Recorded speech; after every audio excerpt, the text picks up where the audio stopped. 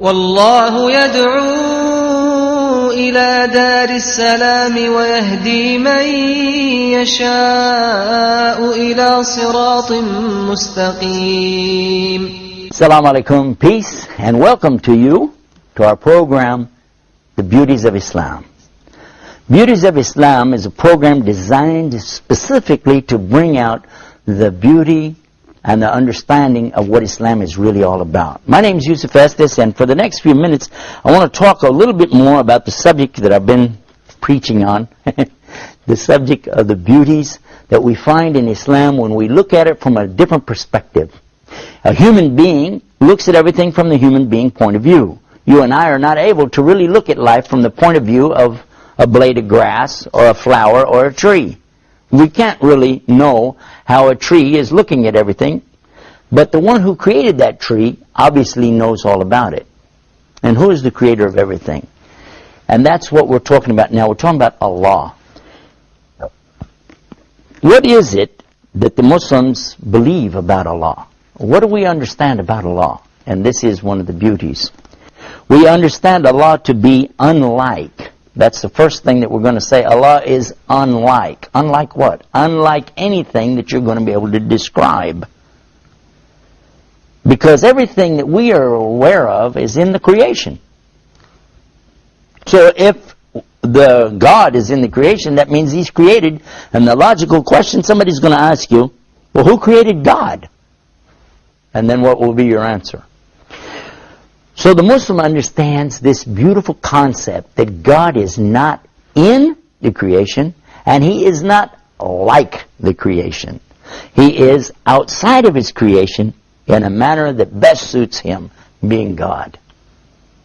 One of the things, there's a question that comes up a lot, can God do anything? Well, for the one who believes in a God, they will say, yeah, He's God. He can do anything He wants to do.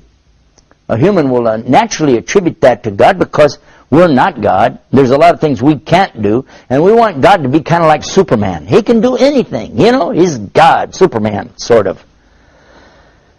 But for the Muslim, that doesn't work. Number one, we don't compare God to a man, even Superman. And we don't put God like the creation or in the creation. And then there's another point, too. We know that Allah is not having limits like anything in the creation itself. Who is God? What is God? And this is, like I said, one of the most beautiful concepts that you'll ever imagine. To first begin with what He is not. And this is how He begins. La ilaha illa anta subhanaka inni kuntu minadh dhalimin. A beautiful statement that was said by one of the prophets. Peace and blessings be upon him. And this is that there is none like Allah to be worshipped. Only Allah is to be worshipped. But then it glorifies in His majesty above all things and says, for sure, the wrongdoing is coming from me. A very healthy statement, by the way, for a human being to come to this conclusion. God's perfect, and I'm not. But when we talk about God's existence, how do we understand this? And how do we justify what God does and doesn't do? Can God do anything? Actually, the Muslim's going to say, you're trying to compare Allah to His creation again. What God does and doesn't do. For instance, somebody would say, well, if God can do anything, could He be a man? Right away, the Muslim would say, no. Well, could He lie? No. Could He die? No. Could God cheat? No. These are things that, you're saying bad things about God. So these are things He doesn't do. How do you justify that? At the same time, you're saying God could do anything. Well, Muslims don't say that. We say, La hawla wa la quwwata illa billah. There is no might, there's no power except the might and the power of Allah. And we say, Allahu ala kulli shay'in qadir. That this means that Allah is capable of doing whatever He wills to do. There's a but. Look at this. But Allah never wills to do something that will make Him not be who He is. In other words, He would never will to die, because He's what? He's al-hayy, which means the eternally alive. Which now brings us to another area of beliefs in Islam. And that is that Allah is the epitome of each and every one of His characteristics. This is a beautiful teaching. And it's something you really need to reflect on and think about, because the more you think about this, the more you begin to understand a whole new concept, something that maybe you never thought about before. Allah says in the Quran, "Laysa kamithlihi shay'in wa huwa samiun basir." The meaning here is He is not like anything. And what is this next part? Samiun basir. It means all hearing and all seeing. Even this is not like the creation, because the creation, there's nothing in creation that can hear everything or see everything, is there? There's nothing in creation that has this kind of ability. And why? Because Allah is not in the creation. These are just a few of the things to give you a little tip of the iceberg. Now what I want to do, I want to let you think about what I'm talking about, so that this steeps in. It's going to take a minute for you, so that you just let that seep in there for a minute. Take a break. We're going to come right back. I want to pick up right where I left off and continue with this beautiful concept in Islam. It's the concept of who God is and who He isn't. And all of that's going to be right here. So sit tight. We're going to be right back with more Beauties of Islam. Islam is keeping up the pace. Islam is for every race.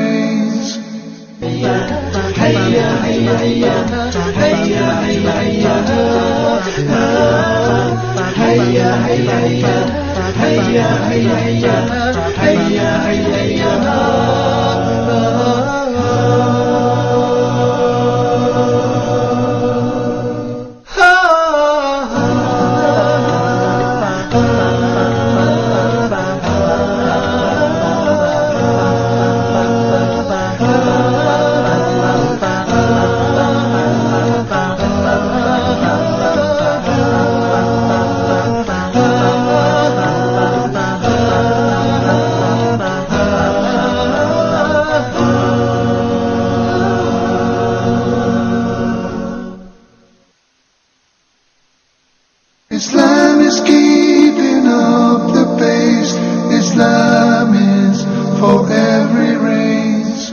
We're back and you're watching Beauties of Islam, and we've been talking about the beauty of the concept of God in Islam. And we started out by saying what Allah doesn't do, what He isn't. He isn't in His creation, He isn't like His creation. And what does He not do? He doesn't do anything that would make Him no longer be who He is. Now, He defines Himself. This is so interesting, because many people, they're searching for God. They want to know, who is God? Where is God? How do I know? What's my purpose? Why did He create me? Many questions that we have. But now look what we find in the Quran. It's in chapter 2, verse 255. That would be Surah Baqarah, the chapter called the cow. And look it up if you like, and see the meaning that's usually translated to be something like this. I give you the Arabic, and slowly we'll examine the meaning of it. Allahu la ilaha illahu al-hayyul qayyum la ta'khudhuhu sinatun wa la nawm lahu ma fis samawati wa ma fil ard man alladhi yashfa'u indahu illa bi'idhnihi ya'lamu ma bayna aydihim wa ma khalfahum wa la yuhituna bi shay'in min ilmihi illa bima sha'a وَاسِيَ كُرْسِيُهُ السَّمَاوَاتِ وَالْأَرْضِ وَلَا يَئُودُهُ حِفْظُهُمَا وَهُوَ الْعَلِيُّ الْعَظِيمُ. You cannot translate this to the English language word for word and really still get this beautiful meaning, but we're going to try anyway. Allah starts out telling you again, Allahu la ilaha illahu. He says Allah, He is the one that there's none other to worship.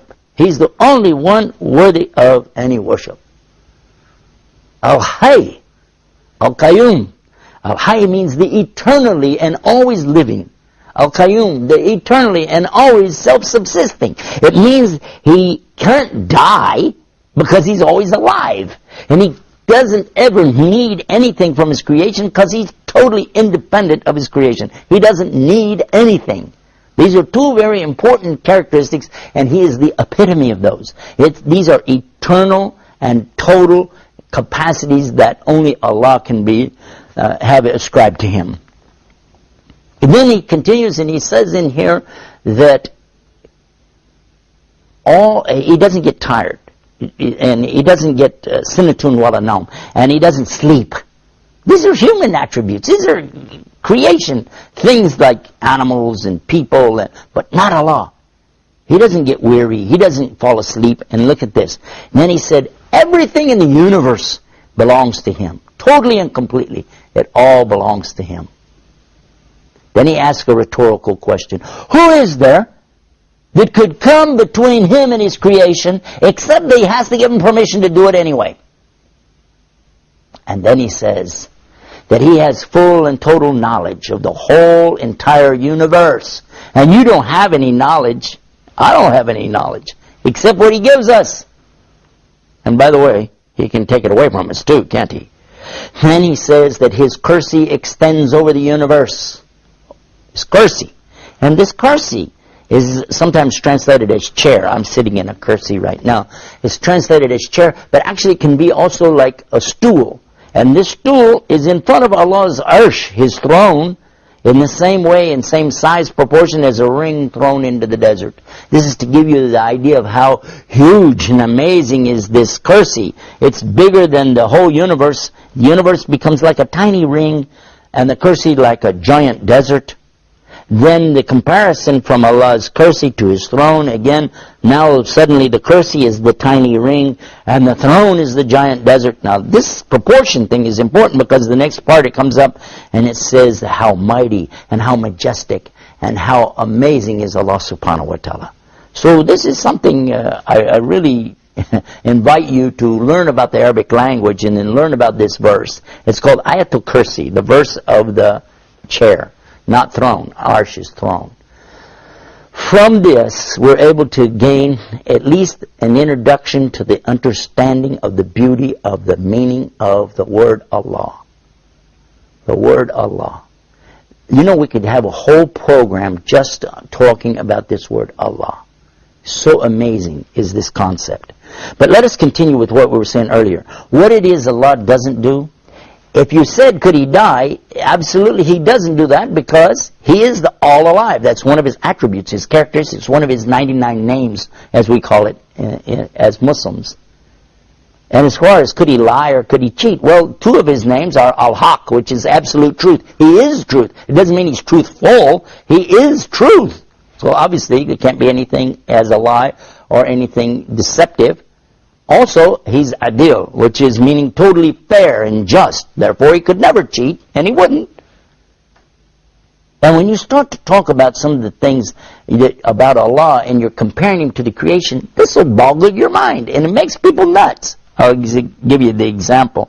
If somebody say, can Allah do anything? God, can He do anything? And somebody will say, yeah, why not? And then they'll say, can He make a rock so big that nothing can move it? And, yeah, sure, why not? He can make a rock so big nothing can move it. But now you're going to have a problem. Because if He can't move it, that's something He can't do. And how will you answer that? What the Muslim will say is, Allah doesn't make stuff like humans do, and He doesn't move stuff like humans do. He can make a rock so big that nothing in the creation can ever move it. But for Him, everything is by command. He says, kun fayakun. Be, and it is. And that's when the rock takes form and shape. And when He says move, it moves. And He doesn't move things like you and I with a fulcrum and a lever and a mass and no. This is something for Allah that He does as He wills. And He is capable of doing whatever He wills to do. So don't compare Him to the creation. You don't get in a problem like that. And don't put Him in the creation. And you don't run into these problems in concept. Allah is mighty, and above all that He's created. A beautiful concept, a beautiful teaching in Islam. And for more about that, visit our website, beautiesofislam.com. And until next time, peace. Assalamu alaikum wa rahmatullah. Islam is peace.